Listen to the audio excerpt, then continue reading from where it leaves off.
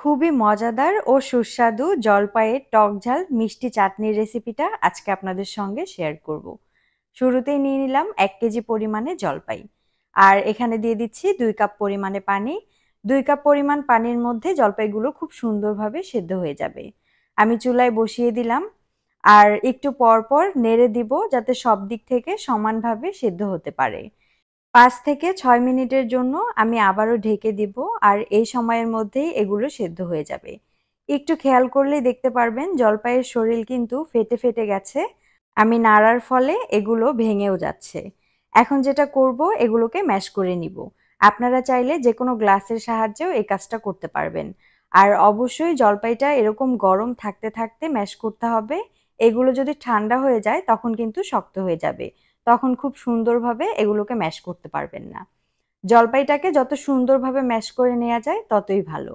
Mash করা হয়ে গেলে ২ থেকে ৩ মিনিট সময় নিয়ে জলপাইয়ের মধ্যে যতটুকু পানি ছিল সেটাকে শুকিয়ে নিতে হবে। তারপর এটাকে নামিয়ে নিব। আচ্ছা, এ পর্যায়ে একদম শুকনা হয়ে গেছে, নামিয়ে রাখছি। আর এখন একটা স্পেশাল মসলা বানিয়ে দেখাবো। ৩ টা শুকনা মরিচ, ১ চা চামচ পাঁচফোড়ন, ১ চা চামচ মৌরি, ১ চা চামচ পরিমাণে জিরা, ১ চা চামচ পরিমাণে ধনিয়া, ২ টুকরা ছোট দারুচিনি, ২ পিস এলাচ আর একটা তেজপাতা মাঝখান থেকে ছিঁড়ে দিয়ে দিলাম। চুলার আঁচটাকে একটু কমিয়ে এগুলোকে ভেজে নিতে হবে। অতিরিক্ত ভাজার দরকার নেই। যখনই দেখবেন একটু লালচে হয়ে আসছে তখনই এগুলোকে নামিয়ে নিতে হবে। তারপরে একটু ঠান্ডা করে ব্লেন্ডারের জারে দিয়ে ব্লেন্ড করে নিয়েছি। তবে আপনারা চাইলে এটা পাটাতেও বেটে নিতে পারবেন। আর এমনভাবে ব্লেন্ড করতে হবে যাতে অতিরিক্ত গুঁড়া হয়ে না যায়। আচ্ছা, এখন একটা প্যানের মধ্যে দিয়ে দিব 1/2 কাপ পরিমাণে সরিষার তেল। ১ কেজি জলপাইয়ের জন্য 1/2 কাপ পরিমাণ সরিষার তেলই যথেষ্ট। এরপর দিয়ে দিলাম ৩ টা শুকনা মরিচ, একটা তেজপাতা মাঝখান থেকে ছিঁড়ে। এগুলোকে ১ মিনিটের মতো ভেজে নিব। তারপর দিয়ে দিচ্ছি রসুন কুচি।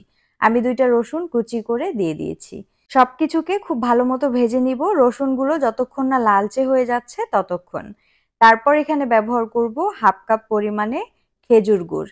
তবে আপনারা চাইলে এখানে অন্য যেকোনো গুড় ব্যবহার করতে পারবেন, আবার চাইলে চিনিও ব্যবহার করতে পারবেন। অবশ্যই মিষ্টিটা নিজেদের টেস্ট অনুযায়ী ব্যবহার করবেন। ২ মিনিটের মতো সময় নিয়ে তেলের মধ্যে গুড়টাকে একটু ভালোমতো মিশিয়ে নিব। তারপর দিয়ে দিলাম 1/2 টেবিল স্পুন হলুদ গুঁড়া, 1/2 টেবিল স্পুন লাল মরিচের গুঁড়া, 1/2 টেবিল স্পুন ধনিয়ার গুঁড়া। এখন সবকিছু আবারও খুব ভালোমতো মিশিয়ে নিচ্ছি। হলুদের গুঁড়া আর মরিচের গুঁড়া ব্যবহারের ফলে খুব সুন্দর একটা রং আসবে। শুরুতেই ম্যাশ করে রাখা জলপাইগুলোকে দিয়ে দিলাম। আর এখন সবকিছু খুব ভালোমতো একখানে মিশিয়ে নিতে হবে। চুলার আঁচটাকে এ পর্যায়ে মিডিয়াম টু লো এ রাখবো।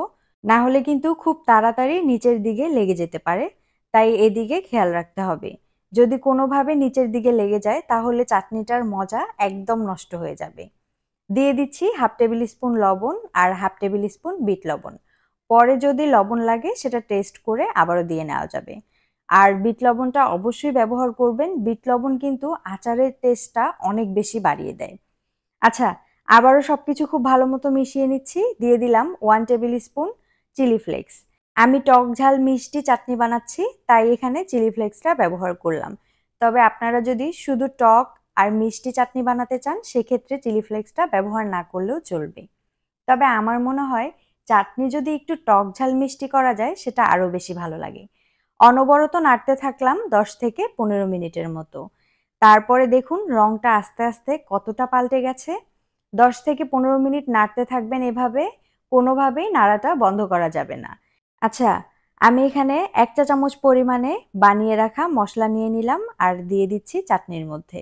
১ কেজি জলপাইয়ের জন্য ১ চা চামচ পরিমাণই যথেষ্ট। এর থেকে বেশি দেওয়ার দরকার নেই। আবারও ৩ থেকে ৪ মিনিট খুব ভালোমতো একখানে সবকিছুকে মিশিয়ে নিব আর অনবরত নাড়তে থাকবো। তাহলে দেখবেন এই চাটনির রংটা আরো বেশি সুন্দর হয়ে যাচ্ছে।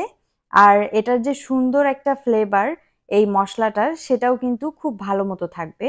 কারণ এই চাটনির শেষের দিকে মসলাটা ব্যবহার করা হয়েছে। আচ্ছা, এ পর্যায়ে রেডি হয়ে গেছে। আমি এটাকে নামিয়ে নিচ্ছি। দেখুন তো দেখতেই কতটা লোভনীয় লাগছে। খেতে তো অনেক বেশি মজা ছিল। এই চাটনিটা বানিয়ে নরমাল ফ্রিজে আপনি রাখতে পারবেন ৬ মাস পর্যন্ত। যদি রেসিপিটি ভালো লাগে অবশ্যই বাড়িতে ট্রাই করবেন। আজকের মতো এই পর্যন্তই। সবাই ভালো থাকবেন। আল্লাহ হাফেজ। আসসালামু আলাইকুম।